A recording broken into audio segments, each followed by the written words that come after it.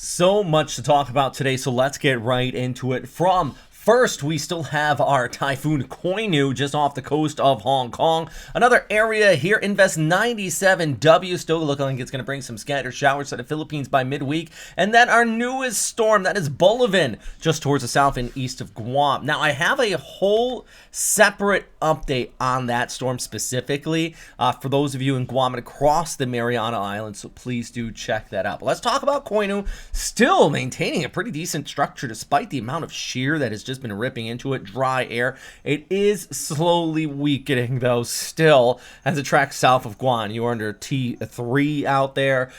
Good news, that core of the storm did remain just offshore, so the worst of the weather not really impacting this city there, but this is still going to kick off there along Guangdong, heading out here towards Hainan, then eventually his tropical storm. But this storm has defined all of the odds throughout the course of its lifespan, passing weakening just prior to Taiwan, then strengthening again, then weakening over Taiwan, and strengthening again, and then maintaining said strength despite, look at this, all of this dry air kicking in out of Canada over Taiwan, wrapping into this storm and just causing so much dry air and really causing it to become compact, which is the good news. The reason why the core of the destructive of the worst weather did remain just offshore of the city there as this pulls off towards the west. Meanwhile, that said monsoonal flow is going to start to interact with the Philippines, bringing some windy conditions towards the north.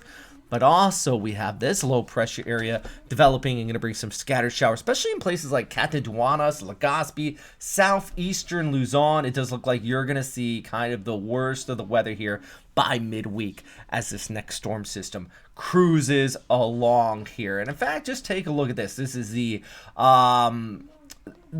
vorticity, basically showing you kind of where there's rotation in the atmosphere, indicating upward vertical motion. Of course, you have Koinu back here, then you have our new storm system, Bolaven, right in there, and then you have all of this area, this big old troughing north of Palau.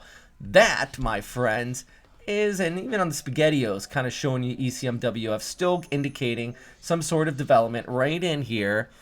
But of course, all eyes are on this. Remember, I have a whole separate update on this one towards Mariana Islands, and I'll talk about more about that here in just a minute. But this is still indicating that increase in those showers heading towards the east coast of the Philippines. So let's watch this as we look at, first off, well, there's our broader satellite picture, but here's a look at the futurecast with the ECMWF, showing our area continuing to come on shore, increased showers throughout the day on Tuesday, heading into Tuesday night through Wednesday morning for Manila. Heaviest stuff there, Catanduanes, Legazpi, basically southeastern Luzon for that matter, and even northern areas of Visayas. Before the passes just south of Manila, still has a low pressure area, but you know how sometimes Pagasa calls LPAs tropical depressions? This could be the case with this one as it pass overhead if it does get tight enough, and you know the Philippine Sea does tend to do that. By the way, GFS isn't really showing much with this area either. I'm showing you the ECMWF. One reason why I keep on mentioning it's ECMWF. GFS keeping it weaker, but the ECMWF has been consistent, and I think at the very least troughing with an increase in rainfall out here. So watching that. Look at this forecast for Guam.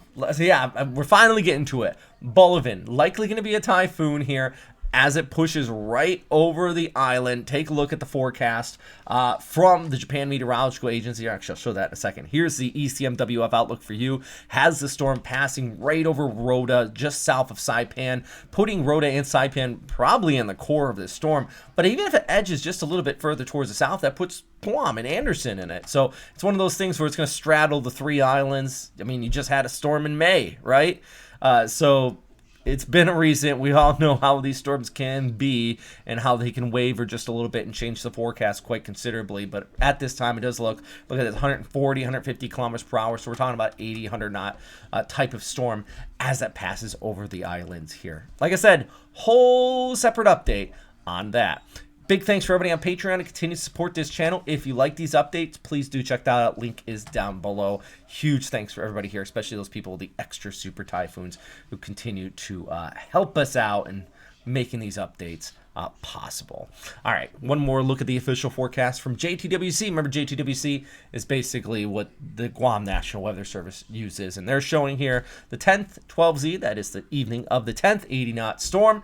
That is about a Cat 1, maybe a Cat 2 type of typhoon as this passes right over Rhoda. So as always, be safe, be smart out there, friends.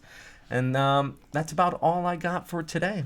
Thanks for watching, and yeah, hope we get through this storm just fine, and everybody stays safe out there, despite multiple storms and a very active weather pattern in the Western Pacific.